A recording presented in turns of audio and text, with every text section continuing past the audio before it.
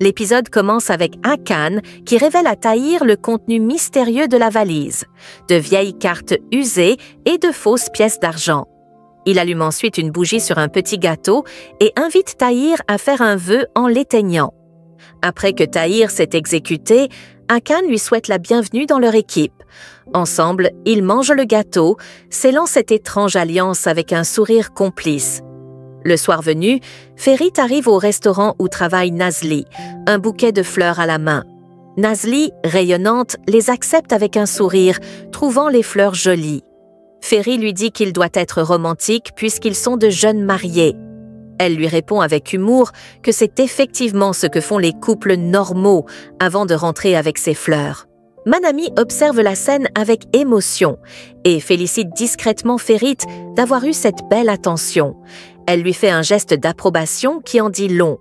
À la maison, Fatos passe du temps avec son mannequin, lui remettant la tête tout en monologuant sur sa récente rupture avec Engin et ses tensions avec Arsuman.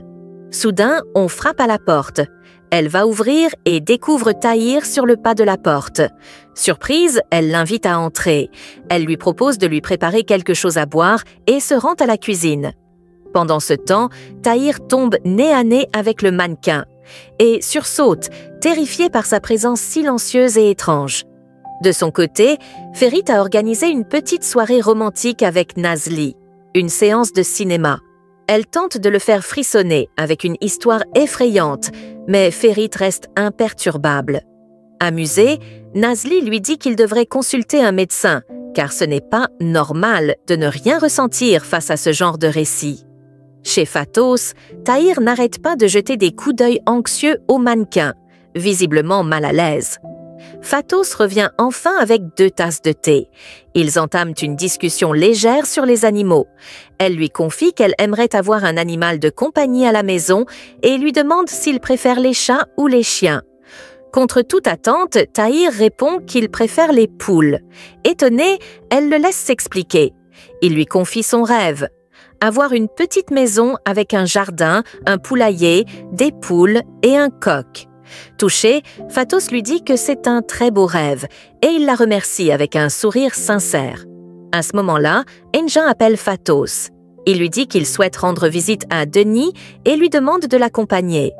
Elle accepte, l'informe qu'elle est avec Tahir et précise qu'ils iront ensemble le rejoindre, puis qu'elle laissera Tahir avec Manami au restaurant.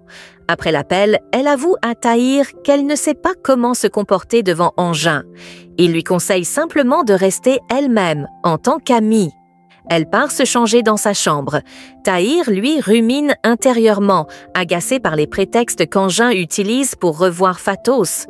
De retour au cinéma, Nazli grignote des chips, mais Ferit lui suggère d'arrêter car ce n'est pas très sain.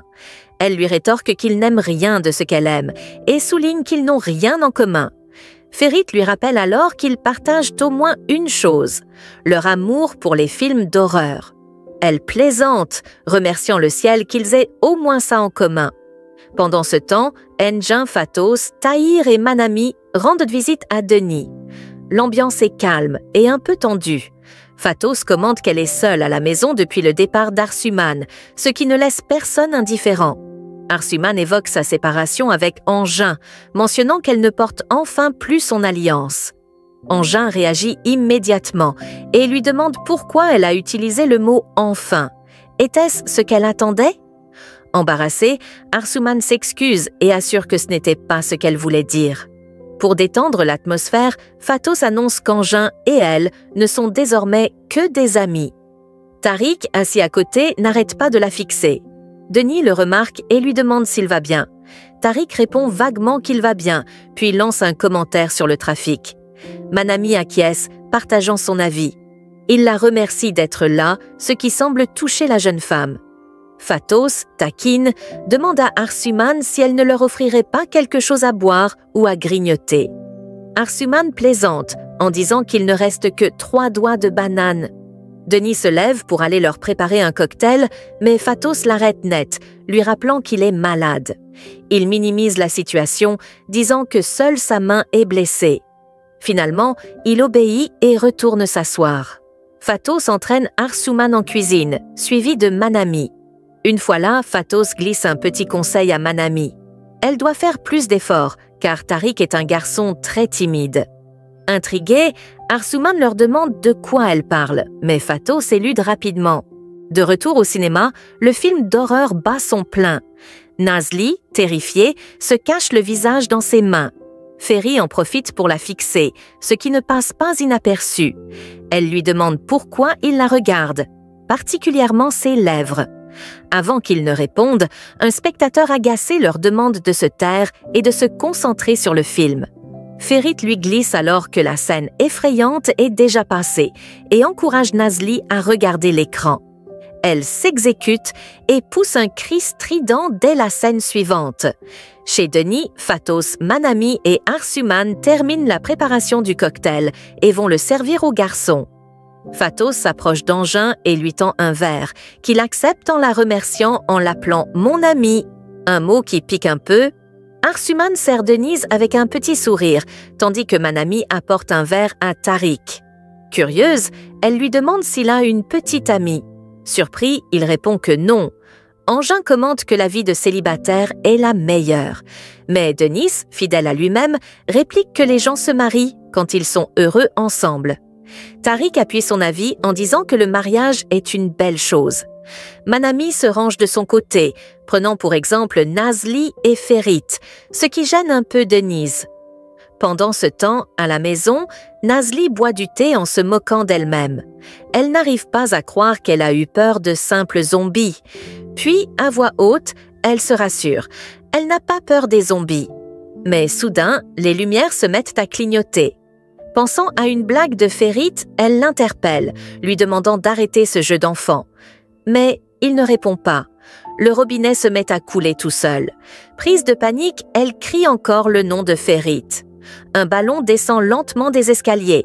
Terrifiée, elle s'enfuit en hurlant dans le jardin. Ferit arrive précipitamment et lui demande ce qui se passe. Elle lui parle des lumières et du ballon. Il lui répond que c'est sûrement à cause de l'orage et en plaisante en disant qu'elle a vraiment été marquée par le film d'hier. Il retourne calmement dans sa chambre, mais Nazli le suit en courant. Plus tard, Angin raccompagne Fatos chez elle. Elle le confronte, lui demandant s'il est fâché contre elle, car ça se voyait chez Denis. Il lui répond qu'il n'est pas un robot et qu'il ne peut pas digérer les choses aussi vite. Avant de quitter la voiture, elle lui confie que Nazli avait promis de venir passer du temps avec elle à la maison, mais qu'elle n'est jamais venue. Ils se rendent alors compte qu'ils savent tous les deux que le mariage entre Nazli et Ferit est un arrangement, une mascarade pour obtenir la garde de Bulut. Chez Denis, Arsuman découvre que ce dernier s'est endormi avec ses écouteurs aux oreilles. Elle les lui enlève doucement, éteint la lumière et sort de sa chambre. Pendant ce temps, Nazli ne trouve pas le sommeil. Elle pense encore aux zombies et tente de se rassurer en laissant la lumière allumée, mais ça ne fonctionne pas. Finalement, elle va jusqu'à la chambre de Ferit. Il lui ouvre surpris. Elle lui dit qu'elle a pensé qu'il devait souffrir à dormir sur un lit aussi petit et qu'il pouvait venir dormir dans son lit. Il lui demande si c'est une invitation. Elle lui répond que non, qu'elle fait juste ça par pitié pour son dos. Ferit accepte et tous deux se retrouvent dans la chambre de Nazli. Avant de s'endormir, elle le prévient de ne pas se lever pendant qu'elle dort. Le lendemain matin, Arsuman prépare le petit déjeuner et s'installe à table avec Denise.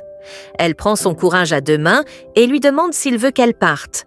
Elle peut trouver un autre endroit. Elle ne veut pas rentrer chez elle pour l'instant. Il lui répond qu'elle peut rester. Il lui demande ce qu'elle compte faire de sa journée. Elle répond qu'une petite balade lui ferait du bien, mais Denis doit se rendre à l'entreprise après 2 jours d'absence. À l'entreprise, justement, Denise arrive au moment où Angin parle au téléphone avec Fatos à propos du mariage fictif de Ferit et Nazli, monté de toutes pièces pour obtenir la garde de Bulut. Denise, choquée et déçue, les écoute depuis le couloir, sans dire un mot. Il s'éloigne lentement, visiblement blessé par cette révélation. Pendant ce temps, Ferit accompagne Nazli à la poissonnerie. Il profite de l'occasion pour demander à Salam l'adresse du jeune employé qui avait enfermé Nazli dans la chambre froide. De l'autre côté, ce même garçon est avec Demey. Il lui demande de l'argent, affirmant qu'il a dû quitter son emploi à cause d'elle, puisqu'elle est la véritable responsable de l'incident. Il la menace en disant que s'il n'a pas ce qu'il veut, il racontera à tout le monde ce qu'elle a fait. Paniqué, Demey ouvre son sac pour lui remettre de l'argent. Au même moment, Ferit et Nazli arrivent chez le garçon. Sa mère les accueille et leur dit qu'il est dans le jardin. Dès qu'il les aperçoit, le jeune homme s'enfuit. Demey, caché derrière une clôture, observe la scène, inquiète. Ferit poursuit le garçon et finit par l'intercepter. Il lui demande pourquoi il a démissionné. Le garçon répond qu'il a trouvé un meilleur travail. Ferit insiste pour connaître la vérité. Nazli arrive et intervient. Elle demande à Ferit de laisser le garçon tranquille. Ferit insiste en disant que ce garçon cache quelque chose. Elle lui rappelle que l'audience pour Bulut a lieu demain et lui demande s'il a pensé à ce qui arriverait si le garçon portait plainte contre lui. Ferit se calme et accepte de partir avec elle, même si l'inquiétude se lit encore sur son visage.